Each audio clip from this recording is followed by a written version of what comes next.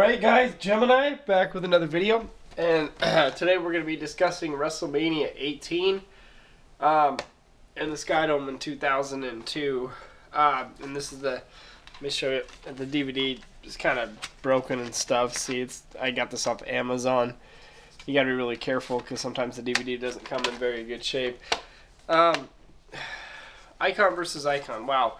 WrestleMania 18 was, to me, personally, it was a bit of a fail. This will never be one of my favorite WrestleManias of all time. In fact, I can count the time on my hands that I've watched it, maybe like 5-10 times. It never hit big for me. I mean, we could start. I mean, Regal and Rob Van Dam, was good. Diamond Dallas and Christian. You know, I don't think I liked that because I didn't like the way that DDP was being portrayed. You know, with the stupid, that's a good thing gimmick. I wasn't a huge fan of that. I was more of a fan of DDP and WCW, you know, winning titles and Diamond cutting people and looking cool. So I wasn't the biggest fan of that. Hardcore Championship match, Goldust and Maven. I really didn't care, you know, about that too much. Kane and Kurt Angle was cool, and Kurt Angle won. You know, that was cool. That was actually really cool to see them wrestle. Ric Flair and The Undertaker. I really liked that match, but they kind of messed up towards the end, and it kind of killed it for me. You know, where you know, Undertaker had to wind up tombstoning him, you know, because he kept messing up the last ride, and it was kind of weird. But that was actually one of the highlights. Edge and Booker T, you know, for the Japanese shampoo hair commercial. I really didn't care about too much about that match. Edge wasn't there yet. Booker T was there. Edge wasn't there yet. Okay, and then the next match, Stone Cold Steve Austin and Scott Hall. Stone Cold should have definitely wrestled someone else who wasn't brand new to the company at the time, and Scott Hall was brand new to the company. I thought that Stone Cold definitely could have wrestled someone else besides Scott Hall, even though Scott Hall could always sell an awesome-looking stunner. The Tag Team Championship match, Billy and Chuck versus the Hardys versus the APA and the Dudleys.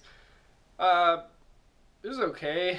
I did like Saliva being there. I thought Saliva was awesome doing the live performance, and Stacy was grinding up on it. And you could tell that the lead singer Saliva, when Stacy was grinding, just freaking loved it. I mean, who wouldn't love Stacy grinding up on him?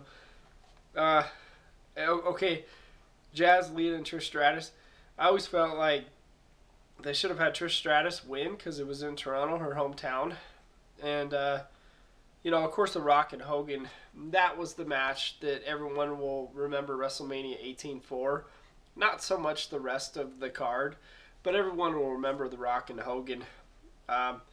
Very special match. It was awesome. It was very special. And then, of course, I thought the main event was a little bit of a letdown with Chris Jericho, with Stephanie McMahon, and Triple H. I thought it was a letdown. They definitely should have put Chris Jericho and Triple H before The Rock and Hogan. Rock and Hogan should have been the true main event.